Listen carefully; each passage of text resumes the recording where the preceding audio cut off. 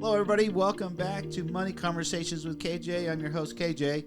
This is the Money Talk series with Mr. Aaron Banks joining. How you doing, Aaron? Doing well. Thank you for asking. Awesome. I think last week went really well. How'd you feel about that? I thought it was helpful, especially for those who are listening for the first time or trying to get their finances in order. What a great start. Yeah. So what I want to go over today is I put a couple of notes here together that we can talk about some topics here, just a couple of them, and we'll dive in how we can. But the first one is we want to talk about, last week we talked about people making six figures and still living paycheck to paycheck, right? And so let's talk about how we can, the solutions to stop doing that, right? We talked last week that people just weren't taught, so they're just trying to learn along the way, and they're just not doing it right. So I think we have some solutions here that hopefully can help some of you guys that are out there listening, and because everybody has options, different options out there to them, and whatever's comfortable for you. Remember, guys, this roadmap, this creating a lifestyle by design is your life. It's how you want to live it. So never try to compare yourself to anybody on how you're living your life financially. It's up to you, and there's no wrong or right answers. Whenever you get to the point that you feel comfortable, then you've succeeded. So one of the first ones I was looking online is, in a lot of people, and we've heard the term side hustle, right? We talked about how back in our day, we didn't call it a side hustle. We would call it a second job. And there is a difference, though, between a side hustle and a second job. And I think we've talked about this before, which is a second job is you're actually going to clock in and out for somebody else. It's just two jobs. And for years and years, people work multiple jobs, right? Not usually because they want to, but usually because they have to. In today's world, in the last, really the internet brought it along, was side hustles, meaning it's not anything that you have to do. It's something that you're going to follow a passion, or you're going to learn something new to make some money, typically online. Most side hustles are online, but not all of them. So I want to get into that a little bit. Sometimes it's your job, right? We were talking before here how, listen, if you've been at your job a number of years, however many, 2, 3, 5, 10, it doesn't matter, that you are topped out. You hit the shelf. You've hit the ceiling on that pay, whatever they're going to pay you for that particular position, and your lifestyle requires more money, it's time for a new job. Would you agree? I would agree, and I would also add something. If you are in a situation where you have children, or maybe your spouse doesn't work, that's another avenue. You pick up that second income. That could help, even if your spouse ends up picking up a part-time job instead of a full-time job. You want a situation where you have income, you have flexibility, so you can bring in additional income if needed. Yes, and again, but our expenses, listen, I'm 62, you're 66? 7. And listen, we know our expenses change all the time. They're never. Can you remember in your lifetime where your expenses stayed the same for any length of time? They were just always changing, whether you accrued more debt, less debt, made more money, made less money, right? So we have to always be able to adjust, right? Well, and when you say adjust, are you saying, and I guess this is just a topic of discussion for those out there who are listening, are you saying you have changed your spending habits? Are you saying that's one way? I mean, sometimes that's what needs to be happen, right? And again, and we're talking about people who are struggling with money, and then when people are on the other side of the coin, hey, you start to make more money, you have the extra money, and then they start, what do I do with it? And I think human nature says, well, let me go spend it. I want a better car, bigger house, more clothing, whatever, versus, hey, I have more money to put to work. And we talked about that last week. But I want to talk about, why you would need a new job, right? Because you've hit the shelf, the ceiling. I call it not the shelf, but the ceiling of what your employer's willing to pay you for that said position. Or your skill set. Or your skill set. You need to improve your skill set. Maybe your boss says, hey, Bob, I could pay more money, but I need you to learn XYZ in order for me to pay you more money. And you thought, well, I didn't know that I could do XYZ. Well, yeah, if you learn XYZ, I'll pay you, $5 an hour more, type of thing, or whatever the case may be. But he's expecting you to learn something, to give more value to where you work, right? And so new job, new position, something along those lines is what you can do to solve the problem of, hey, I don't make enough money and I'm living paycheck to paycheck, right? That's one solution. again, asking for a raise. There's a lot of people and you're at your one place of employment for your whole career, but there's a lot of people out there that won't give you a raise if you don't ask. Well, it's interesting you say that because there's an old saying. It says, a closed mouth never gets fed. If you don't speak up for yourself, who's going to speak up for you? When you're in a family situation, you have your loved ones you're surrounded by. When you're on the job, you have to speak up for yourself. And it also comes with understanding what the pay structure is. When you start a job and you sit down for an interview and you want this job and the employer says, I need you for this job, you have to look ahead and say, okay, so this is the job. What is the upside? What is the opportunity for me to make more money? What is the opportunity that's going to give me a chance to grow in the company? If you aren't asking yourselves that question, then these types of podcasts will allow people to sit down, get their head right before they go in for the interview. So when you go in there, you're speaking on your behalf. You bring up a great point. And my kids, I still sit with my kids when they're ready to go get a new position wherever. And we sit down and we brainstorm it out. What are you looking for? What do you want to do? And I coach them through an interview prior to it happening. I've been doing this for my kids and my nephews for years and years. And I'll tell you a quick story I remember with my nephew. And this is, 15 years ago. He was up and coming in his field. And he was at one particular hotel making a dollar amount, and another hotel headhunted him. Like, heard through he heard, hey, this is a young guy who's doing really good job over there. We could use him on our team. Let's go try to recruit him, right? Because recruiting happens all the time. They call them headhunters. They go find better talent, right, that they want to bring over to their companies. And so he was headhunted and recruited by another hotel here in town. And he came to me and he says, well, I make $X. And they've already told me they're going to offer me, $Y here, but I really want this number. And so I sat with them, we rehearsed it, and I know how to negotiate with money. And after we sat and had this conversation, and he went to the interview, and the interview went exactly as him and I had practiced it, and the outcome came out exactly the same. And he ended up getting 10% more than what they offered because I showed him how to leverage his skill set and why, hey, you came looking for me. I didn't come looking for you. Well, I have value, right? And so because we sat down and we had that brainstorm and rehearsed that conversation he was going to have in that set interview, it actually made him an extra $10,000 a year back then, right? And he has since gone on. And then, because I taught him how to negotiate, and he's done that for himself now 2 or 3 times, and he does very well for himself. But the point is that, guys, when you're going on these interviews, and I've interviewed plenty of people, and I think you've interviewed in your career back in the day, that people don't realize, this young generation today, how important an interview is on how you hold yourself, contain yourself. Even my youngest daughter, who's 24, she was doing the hiring for positions where she was at a couple of years ago, and she would come home because I taught her how to interview, right? And she would come home and say, Dad, I can't even believe how these people show up to these interviews. They will show up late and not even call me and tell me they're going to be late. A lot of no-shows, number one. And then they would show up dressed like you're in the middle of an interview for a job here, and you came dressed like you're going to the gym, right? Or you just walked your dog, or you just weren't dressed properly. And then the verbiage that comes out of their mouths is, I don't know, like she says, they don't care. They don't care if they got the job or not.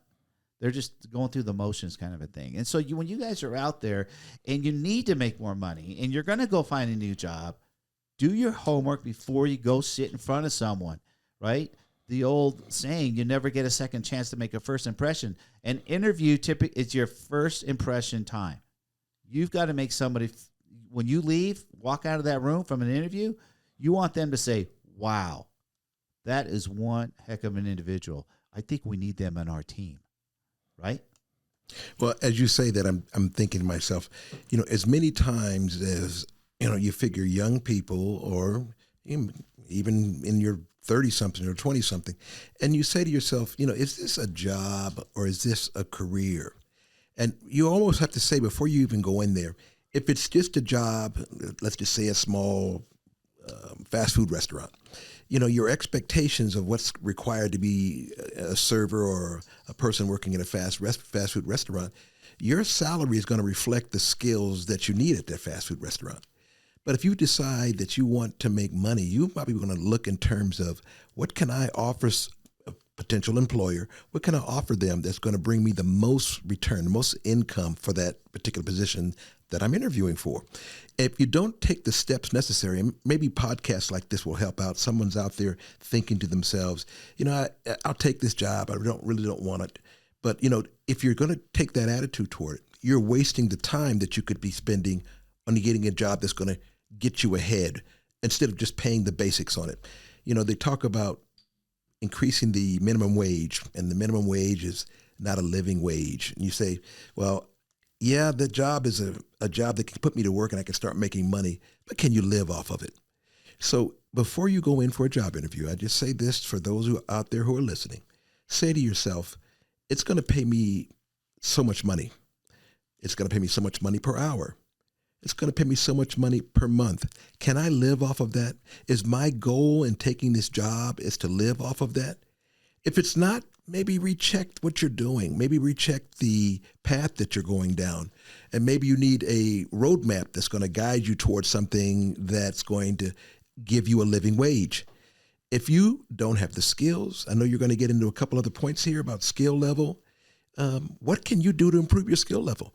What can you tell an employer that you offer that if they hire you for the job and it's going to pay that living wage that you're after, what do you need to do? What do you not have that you need to have? Great points. And again, entry job, for most people, entry job can be a fast food, McDonald's, Burger King, whatever. But you can go to Burger King or McDonald's today and see a 50-year-old person working back there.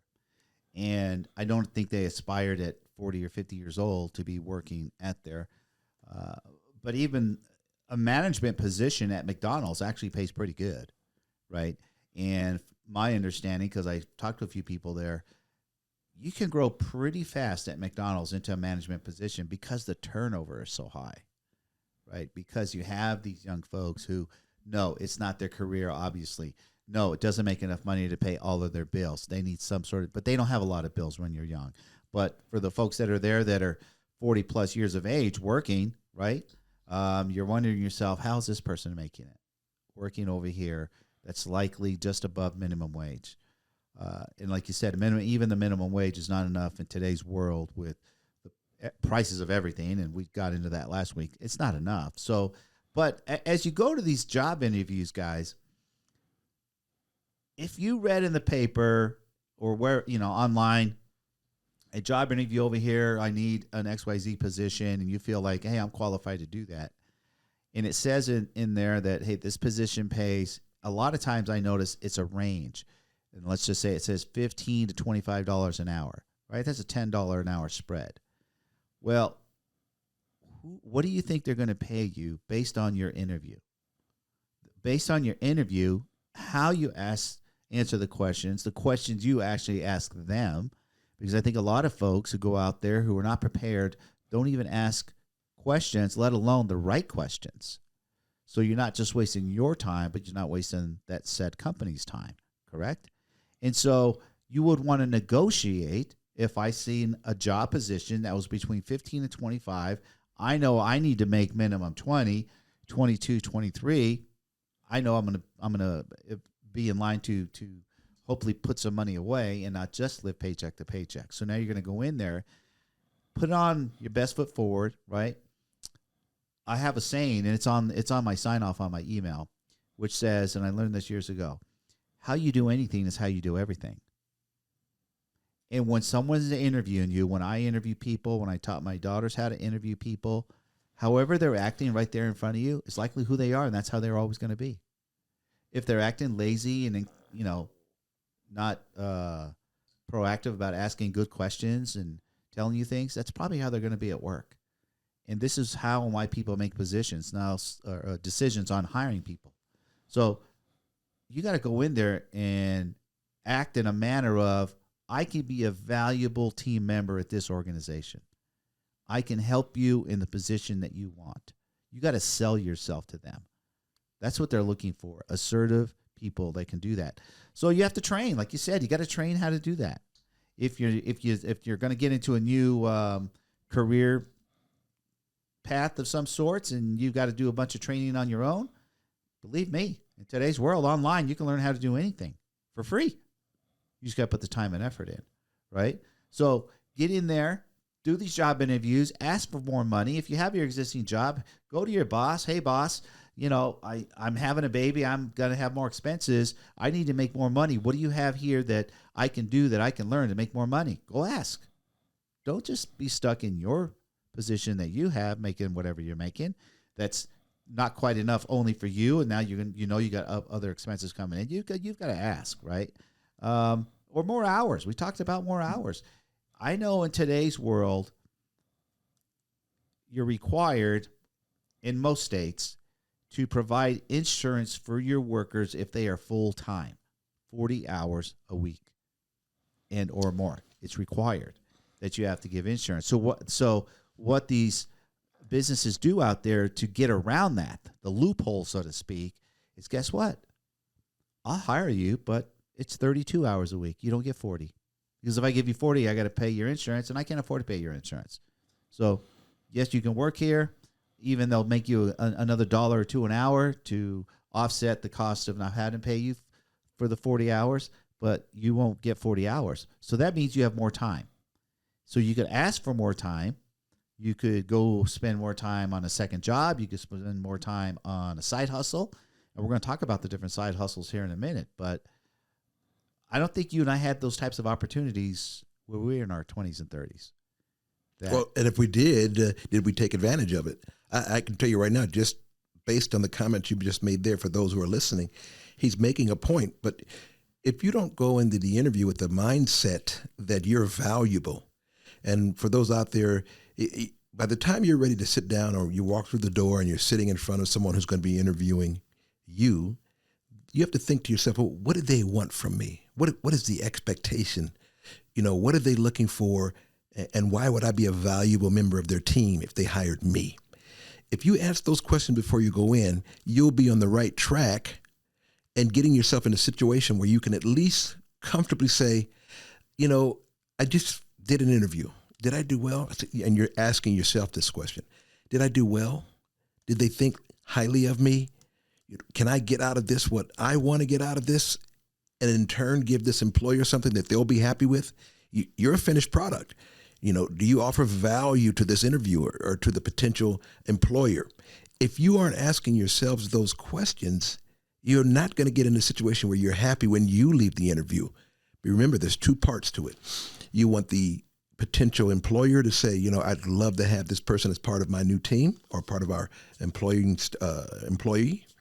Or am I, the potential employee, going to be happy working for these people? Do they have what it takes to make me successful? Because it's a two-way street, Kevin. You cannot go into a job and think that it's all about me. You can't go into the job where the employer goes, man, I see if I can get this person in here for the least amount of impact or least amount of money or financial outlay. So it's a two-way street. It is a two-way street. I can share with you my experience, and I've employed people for 30 years. And I know, and I share this with new business owners, you have to go through roughly 20 employees to find one good one that sticks. A good, solid person who has great work ethic, grows their skill set, is respects, you and the company that they work for. They have pride in what they do. It's very difficult to find a good employee. It really is. And I think that's why most people are out there and they, oh man, we got a new division to our company and we need to go hire 25 people. Well, they're going to go interview 200 people or more to hire 25. And what do they want? They want 25 of the best that they could find. But even they know the reality is you'll hire someone, they'll come to work, because some people are really good, I'll say actors, right? They'll put on a great dog and pony show at an interview, and then you hire them and they start work. And you're like, well, that's not the person that was in the interview, right? They don't perform well. So how you do anything, how you do everything is is such a great motto to live by. You know, do you make your bed every day in the morning? No, I don't. Well, that means I know you're not a good starter. You're not a good starter if you don't make your bed every day in the morning. You know what I mean? So there's just simple things that we do on our personal life that falls over and spills over into our work life. This is how your life is. This is how you run your life. Do you follow up and follow through? Right? Some people follow up but don't follow through. There's a big difference between those two things, right? Follow up, follow through. So know your skill sets before you go. Know your skill sets before you know the job that you want to do. Some people are not savvy people skills. They don't like to communicate with people. They're better to be in a cubby hole with their computer and leave me alone. Let me just do my job. I don't like to converse with other people. And then there's the opposite. Like, I cannot sit in an office all day long. I need to be out there conversing with people all day long. So know who you are for the position that you want to go find that you could best give value, because businesses need both, all different types of personalities. They need them all. And so which one are you going for? So back to why the solutions of you're not making enough money, you're living paycheck to paycheck. Where are you working? Is this the right place? Do I need to change my job? Do I need to go make more money because I'm young, I'm getting ready to get married? Maybe I'm going to have a dual income household now, or a baby's coming, or just whatever the reasons are why you need to make more money. You need to know where you're going to go work. Can I make that money there? Don't waste time. So be careful on when you do those things. So I want to get into some of the ways to solve the problem we talked about is side hustles, right? And you can find these, and I found this one online, and they're always listed. This one here is the top 50 for 2024 anyway. The top 50 side hustles that you can do, right? And I've seen this one a lot. Number one here says get paid up to $140 a month just for sharing your honest opinion. These are surveyors. So there are companies out there that pay you to take a survey. And on average, these surveys take like 15 minutes, and they may pay $20. Like, okay. Now, some people might go, well, that's not very much money. I'm like, wait a minute, that's more than $1 a minute. You're right. So if you work for an hour and you got a job that pays you $25 an hour, you're thinking, hey, I make $25 an hour. That's pretty good. That's not $1 a minute. That's less than 30 cents a minute. So if you can do a survey and make more than $1 a minute, now it's up to you. These companies, hey, how many surveys a day do you want to do? I've seen and read, and I don't personally know the people, but I've read people here that'll do surveys for 4 hours, 5 hours a day, and make a couple $300 a day just by doing surveys. These are the people that don't want to talk to people, right? These are the people that are like, let me just go do my time on my computer, boom, boom, boom, knock it out for 4 or 5 hours every day or every other day, whatever it is, however much money you need. But you get to control it. It's a throttle, right? Hey, I have more time today. I got a full-time job, but these are my 2 days off, and today I'm going to do 3 hours. Tomorrow I'm going to do 4 hours. That's a total of 7 hours of surveys. I just made an extra $500. Boom. Is that getting you out of debt? Is that getting you to reach a goal that you've been trying to reach? Absolutely. So, guys, check those out. Those are how easy can that be, Banks? Oh, pretty doggone easy. Come on. These are surveys, which just means it's your opinion. There's no right or wrong answer. It's just a survey, right? Let's see. Amazon is one. Let's see. This one here says get up to $50,000 from this company. Every month you make payments towards your credit card debt, but you never seem to make a dent. It's all because those sky-high interest rates, as much as 24%. But Fiona, that's the company, can help you find offers to cut your interest rate by 70% as soon as tomorrow. So they're money lenders, right? So don't pay credit card companies 20 whatever percent. There are people out there will, let's just say, let's use an example. Let's say you have 4 credit cards for $20,000. Average, say, $5,000 each. Well, the interest rates are slightly different on each of those cards, but they're 20, 22, 24, 26%. Or you can go to a company like Fiona and says, hey, let's consolidate. We'll give you a $20,000 loan. At this one right here says 5.2% APR. Look how much money you just saved. And then you have one payment instead of 4, right? So you just save money there. Saving money is making money. Okay, here we go. Earn as much as $1,000 a month doing simple online tasks. Now, years ago, I would look at this and say, I can't do that. I'm terrible online. I'm terrible on a computer. I can't do it. Today I could. But so maybe we need to learn some skill sets out there on the computer, right? What's been your learning curve on the computer? Well, the first thing you have to do is you have to get in there and you have to be hands-on. You have tutorials on literally every program or app that says, this is what we offer, this is how you benefit from it, and this is how you maximize your use of my app. If you aren't taking advantage of those tutorials and any other tools that might be available to help you enhance your skill set, then rethink that. Go back and say, I am not good at, let's just say, researching information. And there's a lot of tools out there that help you research. And some of them are today's modern world. With the internet, our age kind of shows when I think back, if I wanted to do research on something, I had to go to the Encyclopedia Britannica. Yeah, the library. Yeah, or I had to go to the library. But today, if you don't have access to a computer, guess what? The library offers computer access. Now there's a tool that took away your reason for enhancing your skills or picking up something that's going to benefit you as you move forward. Take advantage of those skills. It's funny because the computer generation or today's, rapid information, talking to your phone and getting answers that you want, it's a huge advantage for youngsters out there who are trying to get themselves going. For example, we were talking about living paycheck to paycheck. Let's just suppose, I make good money and I'm living paycheck to paycheck. And I'm saying to myself, well, I need to pick up some additional things that are going to bring me more money in because my habits have put me in the situation where I am living paycheck to paycheck. So obviously I can just offer a solution from that as we go into this from a technology standpoint. Write it down. Use the notes on your phone. Write down things that you feel are preventing you from living paycheck to paycheck. And what might that be? And sometime when just looking at something that you've written down or that you've keyed into your notes on your phone or your iPad, you look and you say to yourself, that's me.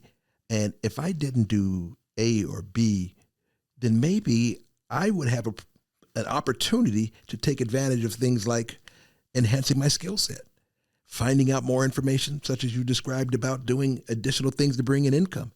It's more passive than it is physically going and doing something. And just me thinking out loud, I don't mind passive income. If it's just me giving my time and I'm exchanging my time for those dollar bills, and right now that I'm in need of those $140, $240, $500, then take the boxing gloves off. Go, don't fight with yourself anymore. Use the tools and put them in front of you and let them fight for you. Let me share one right here with you here. This is number 4. It says, earn as much as $1,000 doing something online task, right? It says, is there such a thing as easy money? If you know your way around the web, there certainly is. So we were just talking about that.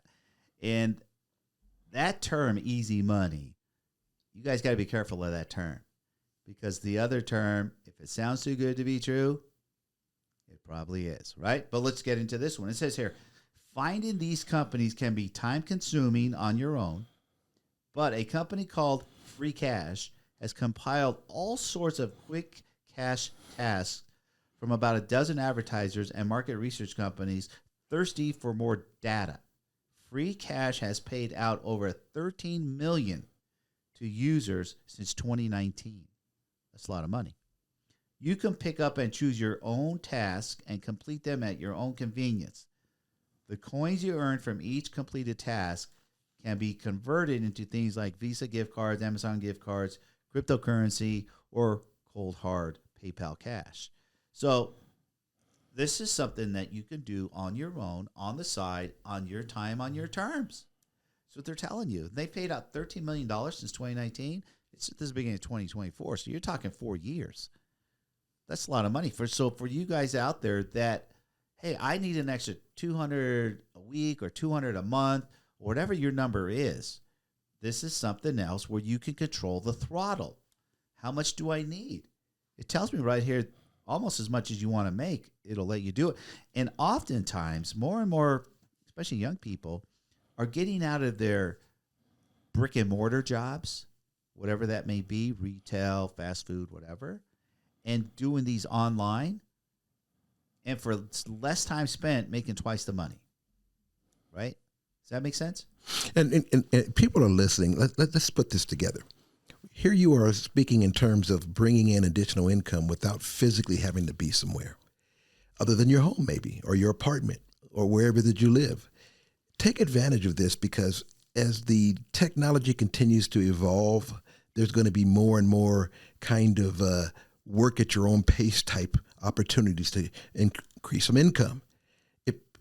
If you came into this podcast and you hadn't learned anything, pick up this little bit of tip. The tip is you can work and earn money without physically having to be somewhere by just using technology. And the way technology is evolving nowadays, and soon to be evolving even more as this AI continues to advance, the key thing for AI, at least to the enhanced AI, is data. And as you get on these websites, you're providing something that these employers value very much. If anything you can take with you is the data that you have, the information that you have. They want to know your opinions. Give them your opinions. Make money by it. Why not? Absolutely. Data is the highest form of currency going right now. Data. AI is useless without data. It's useless. It all relies on data. And when social media came around and Zuckerberg knew data was what was going to control his social media, Facebook at that time, but all social medias do it now. They all want data. They have so much data. That's why they've written these algorithms to follow us based on what we are doing. That's data. You can't even talk about something. You don't have to type it in. If you were talking, trust me, your phone, your computer, your Alexa at home on the counter, if it's on, it's listening. Test it. Go have a conversation about something you never talk about around Alexa or your computer. And I promise you, within hours, not days, but hours, the next thing you start see popping up on when you open your computer or your social media is that subject that you just started talking about. Let's say it's time to buy a new car. I'm ready. I want to go car shopping. And you have a conversation with someone for 20 minutes. Hey, I really like pick a car, a new Chevy or whatever, right? You're going to start seeing Chevy commercials because the algorithm found you. It heard you. You don't even have to. You used to have to type stuff in for the algorithm to find you. You don't anymore. The algorithm hears you. It literally hears us. Our phones are on. They are listening. So be careful what you say. So here's another one. This one says 10,000 or more in debt, ? Most people don't realize this option exists. Now, that's kind of an average number out there. I think the average number of or the dollar amount of debt out there in America is just under $7,000, right? That's a lot of money. So here's one that says 10,000 or more. Here's what it is. It says you're not an extravagant spender. That's why it feels so surreal to be in so much debt. But with higher inflation and rising costs of everyday purchases, so many of us have had to rely more on credit cards just to keep up with just our basic needs. The good news is a company called National Debt Relief wants to help by negotiating with your creditors to resolve your debt. This is for people, if you've had debt, you can't pay it back, you can't pay the minimums anymore, or you've only been paying the minimums for a year or longer, you got to go negotiate. Guys, you got to negotiate. And if you followed me for any length of time, you understand I talk about when I talk my lessons on credit cards. Guys, the credit cards companies make their money when you swipe your card. They get paid a percentage of what you just purchased, and that's how they make the bulk of their money. So these guys, this National Debt Relief Company, can go out there and negotiate on your behalf with these creditors. I'll just use round numbers. Say you got a credit card, it's $1,000 balance on it, and you're just paying the minimum payment, $22 or whatever it is. Like, I'm never going to pay this thing off at this rate. You're like, you're right, you're not. But you can go in there and negotiate. Hey, I see you've been paying the minimum for 12, 14 months, whatever the timeline may be. Let's negotiate down to $500. Remember, the other company said, hey, let's consolidate. So it's a combination. Consolidate, negotiate, get that debt possibly cut more than half, cut 70 to 80% of that debt down take a smaller loan, pay that stuff off, and have one note payment done. That's how you can get yourself out of debt that way, much, much faster, right? On top of that, using the other effects, the snowballing system to pay, multiple debts off. So, guys, there's ways out there. There's so many people that want to help you. Here's one. Add $500 to your wallet for trying out apps. Our smartphones are the world's greatest time killers. You can browse Facebook, play a game, download a new app. You're doing this all anyway. Why not get paid for it? With a website called Cashkick, cash with a K, Kashkick. You could get paid for things like answering survey questions or downloading and playing games. Up to $500 in your first month. So, do you know what the average time a person spends daily on their phone, surfing and doing whatever? I have no idea. It's like 4.5 hours. A day? Every day. So if you're going to be spending all that time on your phone, you might as well get paid make for money. Yeah. Doing what? Playing games and taking surveys. Scroll on Facebook for 10 minutes, go do a survey for another 15 minutes. Then go back and scroll on it again or whatever. Because if you're scrolling, you're probably reading and learning a lot of stuff where these surveys are going to come across. You're going to be able to answer these questions. Maybe turn surfing, social media as homework because I do surveys, because I have to answer questions, and you get to see people's habits. That kind of makes sense, right? Again, there's 50 of them. There's so many here, anywhere from a couple of hundred a month to thousands a month that you can make, right? Just go to Google, just type it in. That's all I did. This one's called On the Penny Hoarder, 50 legal ways, they emphasize legal, to boost your bank account, right away.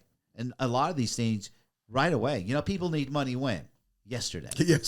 Yesterday. I don't need it I don't need to work and get money in 2 weeks. I need money yesterday, right? And so a lot of these things, sign up, do it, and you get paid right away. You can literally get money that fast, right? So let's move on to, as you know, I wrote that book. We talked about it last week a little bit, Breaking the Paycheck-to-Paycheck Cycle. Available now either on my website, moneymasteryinstitute.com, and or Amazon. It's selling pretty well right now. I think people are obviously relating to it, having 62% of Americans living paycheck to paycheck. It's a great book. It's a financial literacy book and teaching you how to get on a path of how to work with your money correctly. I also have another product that just hit, which is called Notebook Roadmap to Financial Literacy. They go hand in hand together, Banks. I created this notebook, and I have it here. And for those of you that will go watch this on YouTube, you'll be able to see it and or go to the website. You'll see it there also, the Roadmap to Financial Literacy notebook. And I'm going to scroll through this with you for a few minutes. It's 56 pages. You can buy it on my website for $10. This is your literal roadmap that you could fill out and put yourself on the right path. Because most of you guys out there aren't even on a path. You're just flying blind, right? So this is a very valuable tool that you can use. And when I was pricing it out, talking with my wife, what do you think? What's the value? I have a lot of time put into this thing to help you guys. A lot of research, hundreds and hundreds of hours on what this is. So we'll look at it here. And again, if you're on the podcast listening, you can't see it. So I'll just kind of do some explanation here of it. So we can see here, Banks, I'll just go through the table of contents real quick. There's a self-assessment that you'll do. That's the first section here, because where are you? You got to know where you are. If you're on a roadmap, where do you start, right? There's a beginning and an end to any given roadmap. I am at point A. I want to go to point B. Point A here in this exercise is your self-assessment. You have to know where you're at, right? And that just takes a couple of pages to fill out. From there, you're going to go to setting financial goals, right? You know where you're at. Now, where are you going? What's your destination? And that's what setting goals is all about. And then it goes into your lifestyle wish list. What's your lifestyle wish list, right? Let's scroll to that page 14 real quick and just see what that says. And guys, when you buy this, it comes two different ways. I put this together where it's an online fillable document, or you could print it out and and just fill it out with your pen. Let's see. I'm looking for page 14. Coming up on it. Here we go. Oh, those are your long, short, midterm, and long goals. Oh, wait, I passed 14.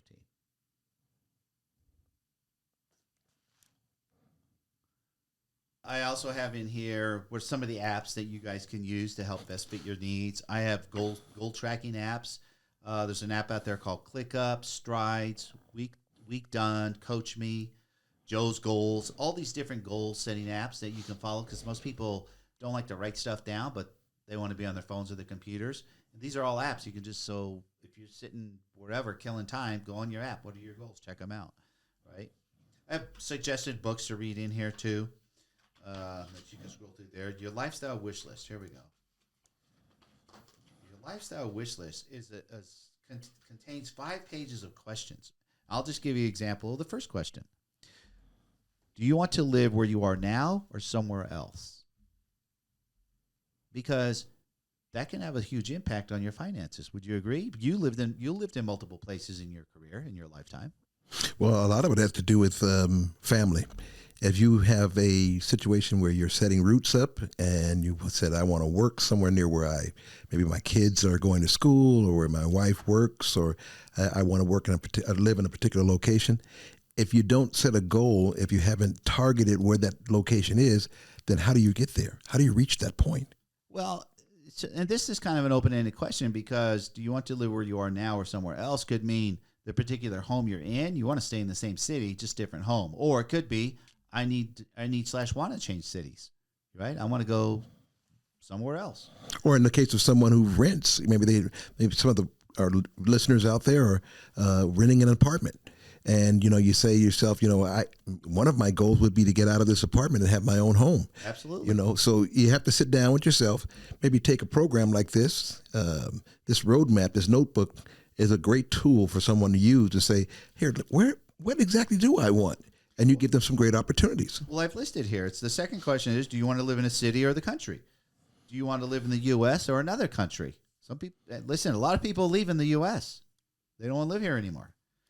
Do you want to live in the mountains or near the ocean? What type of living situation do you see yourself in, right? Are you interested in downsizing? Some people need to downsize or want to downsize. Do you want to own or rent? Some people don't want to own a house anymore these days, Banks, because they don't want all of the hassles and headaches that come with being a homeowner. All the maintenance and upkeep, repairs that every house has, right?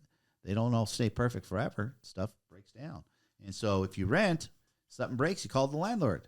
Hey, the toilet went out. I need a new one. All right, we'll send someone over, right? Are there passions you want to seek? Are there new hobbies you're interested in? Is there anything you want to learn more about? All these questions I put in here that help trigger your mindset of what it is that you want to do that's likely going to have some sort of a monetary attachment to it, right, as you're creating your roadmap. So after that, it transitions right into building a budget, tracking your expenses. Who likes doing a budget, Banks? Like next to nobody. Yeah, it's like going to the dentist. Yeah, people don't like doing it, but there's so many apps out there. But I put this book together to get you guys started on it and really understanding where you are. If you don't know where you are with your money, how are you going to know when you finally get where you want to be? You don't. So you need to know where you're at. And so tracking your expenses is key. It's like I viewed this analogy before with you even. Think of budgeting. Like we just watched some really good football games yesterday, right? If you're watching a sports game, what are you always keeping your eye on? So you go the scoreboard. And the impact players, of course, because they're going to give you the What's score. The score, right? Yeah. You're always looking at what score is it. I walked away to go make a sandwich. You look back, oh, someone scored, right? You're like, oh, now the score is if your team's up or down, whatever it is, you know the score. You want to know the score, so it makes it you root for your team, like catch up or stay up ahead, right? And so that's what budgeting is. What's the score in your life with your money? Where are you at? Are you winning in the game of money or are you losing? Well, if you don't have a budget, you don't know. And picture and imagine watching those games yesterday. If you had no clue what the score was, you walked away to use the restroom or make a sandwich and you didn't see them score, touchdown or a field goal, You wouldn't know what score. Who's winning? I don't know. All I know is they're out there playing. I'm watching good plays, but I don't know who's winning. I can't root correctly, right? But all of these costs, and there's so many costs that people don't realize that we have, and I can promise everybody out there, you will never have the same expenditures month to month. Most of the time, there's more. Sometimes there's less because life happens, right? And so you can't say my monthly budget is, I'll just throw a number out there, $2,000 a month. That's my budget. That's what I live on. Like, no, you don't. You live on plus or minus $2,000 a month, right? It's never exactly $2,000 a month because stuff happens. You maybe did more driving that month and you spent more money on gas. Maybe an extra gas tank, $75, right? Hey, you know what? I needed tires last month. I had to buy tires. That was an expense. Or this month, everything went perfect. I actually spent $200 less this month because I had no extra expenditures. Great. But you need to know these things. Right? This book also shows you the strategy of how to pay off debt, the snowball procedure, how to do that. And I also have in here a credit and debt plan worksheet that guides you through all of this, lets you know where you're at with your credit and your debt. All fillable stuff. And again, when you buy it for $10, it's all it is, $10. 56 pages. You can do it. When you buy it, you get both versions. You get the online fillable, so you can just do it right online, whether it's on your phone or your computer at home or a laptop or whatever, or you can print it out, right? Either or, whatever you're comfortable with, right? And then your income source tracker. You know, one of the first questions I like to ask young people, you've heard people ask the question, well, how much money do you, or how many streams of income do you have? And I get people to give me a funny look, like, what do you mean? I have a job. I'm like, yeah, okay, you got a job. Your job pays you whatever. That's one stream of income. Is that all you have? They're like, yeah. They're dumbfounded. Like, you mean I'm supposed to have more? Absolutely. You should have multiple streams of income. So I have a section in here called the income source tracker, right? It's not just about wages. Hey, maybe you got a job that pays you quarterly bonuses. That's extra income, right? Maybe you have money working. You got dividends coming. Maybe you have your side hustle. That's another source of income. Maybe you have 2 side hustles. I don't know, right? There's all different ways for sources of income. Child support for the ladies, mostly ladies. Sometimes it's the guys that'll get child support. But hey, that's a source of income. So you have your regular job and your other source is child support, right? Tax refund, that's a source of income. For those real estate investors out there, they got rental properties. That's a source of income. So try to have a mindset of not having one source of income. Because if you only had one source of income, Banks, and you got hurt, what would happen? That source of income would dry up. It would just not dry up. It just stops. The faucet just got shut off, right? I share with one of my daughters who does a hairdresser for a living. So she works with her hands. I go, what would happen if you broke your hand, like you're out skiing or something and you broke your hand? What would you do? I'd be screwed. I know, right? Because you work with your hands and you hurt your hand and you need 2 hands to cut someone's hair, not one. She's like, yeah, that's why it's important to have multiple streams of income. And so it's an income source tracker here. And then we have a retirement planning checklist. How old should you be when you want to fill out a retirement planning checklist? As early as you know about it. There's no set answer. And for all of you out there who are listening, the retirement comes back to paying yourself. If you aren't using the goal-setting part of this notebook, then go back and look at it. Because if you don't have the goal that at some point in your life you'd like to retire, you'll never get to this final page or this final section. The retirement planning starts way back when you're doing your goal setting. Early. I mean, 20, the earlier there. Do it at 20. Do it at 18. The earlier you do it, the better. Now, I do have it listed here and it's categorized retirement planning checklist. But you and I both know that's not the term I like anyway, right? I'm all about financial independence. So putting together your retirement planning checklist is like reaching financial independence, right? When your money makes enough money to support your lifestyle. So this is a great section also. And then we have the estate planning checklist. This is the part that 80% of people just don't even think about, right? You have to have an estate planning checklist. We're all going to die one day. And when we die, we have stuff, we have assets. And if we don't tell anybody where it goes, guess who gets it? The state.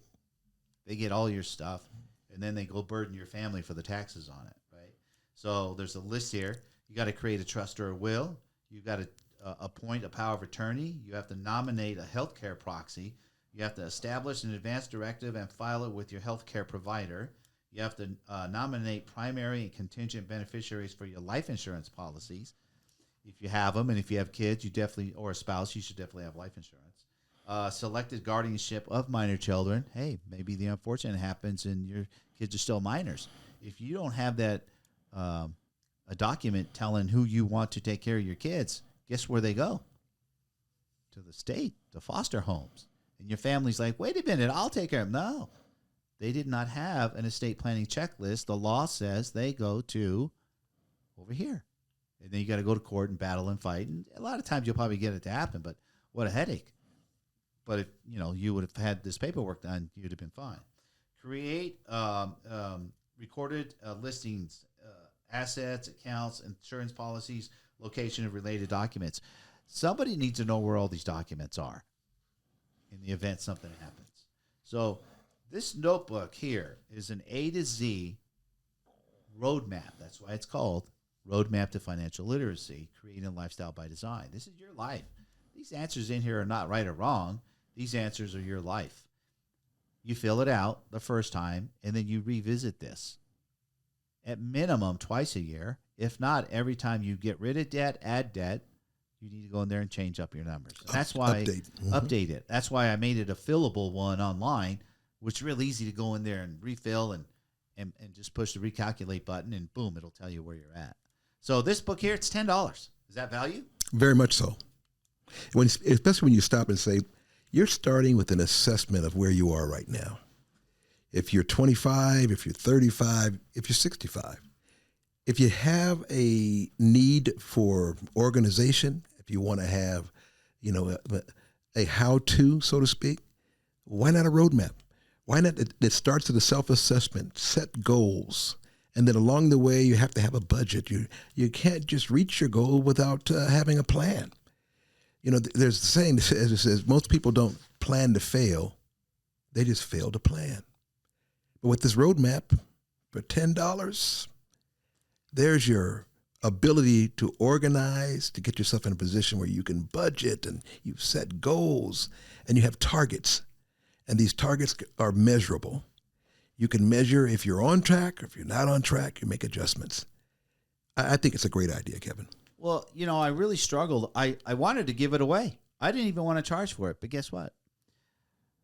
One of my mentors shared with me years ago, if people don't have skin in the game, they won't do it. And so I'm asking for a little, very, very little bit of skin here, $10. I mean, you can't even go get a burger and a Coke for $10 in today's world. You know what I mean? So for $10, you could change your life right here. Life-changing. Life-changing. Pick up the book for $14.97, $15, so $25. If you invest the 3 hours it takes to read the book, another 2 hours here, 5 hours, $30. You are now on your way to having a mindset shift of learning how to think and act with your time and money. And I would add this, Kevin, a lot of people who've had success in life, I mean, the Warren Buffetts, you can go on down the line. It's because they had a mentor. And a lot of folks out here listening to this podcast don't have a mentor or didn't have a mentor. And now what you're basically offering them for $10, maybe $25 is a chance to have a written or a visual mentor that's available to you. And here's the thing about it. You can revisit it. You don't just set goals or, have targets and then not go and update them if you're making more money. You have to change your spreadsheet to reflect the additional income. Keep track of things. It helps you stay organized. Who doesn't want to be more organized, Kevin? You know what? Believe it or not, most people don't want to be. It's craziness to me. Remember, how you do anything is how you do everything. Words of wisdom. They're true words. Live by them. I've been living by them for a long, long time. And whether you work and then, we have a hobby. We love to play golf. I play golf as hard as I work. I want to play. I want to win, right? We just had a good weekend of golf, didn't we? Yes, we did. Another good weekend. Another good weekend, right? Another good weekend coming up. Busy weekend that's coming up of golf, Banks. I got 4 days in a row of golf. But that's another topic. So listen, guys, thanks for coming out and giving us your time today. I hope that we shared some great value with you guys, gave you some food for thought. Go to the website, moneymasteryinstitute.com. Both of these items are available there for you, along with a bunch of other content for you to get out there and put yourself on the right path. We've got to break the paycheck to paycheck cycle. And the only way you're going to do that is knowing where you're going. Because the only reason you're living paycheck to paycheck is because you don't know where you're going. You're getting up, you're going to work, you're spending your money, but you don't know where you're going. So do me a favor. If you're on the podcast and you first time here, please subscribe to it. If you're on YouTube, push that like button. Subscribe to my YouTube channel also. And Banks and I are going to keep putting these out for you every week or so, and just keep bringing value and get you guys on track. All right? Until then, if you need to message me, there's a place on my website that you can send me a message or on the YouTube channel there. All right? All right, guys, take care. We'll see you next week.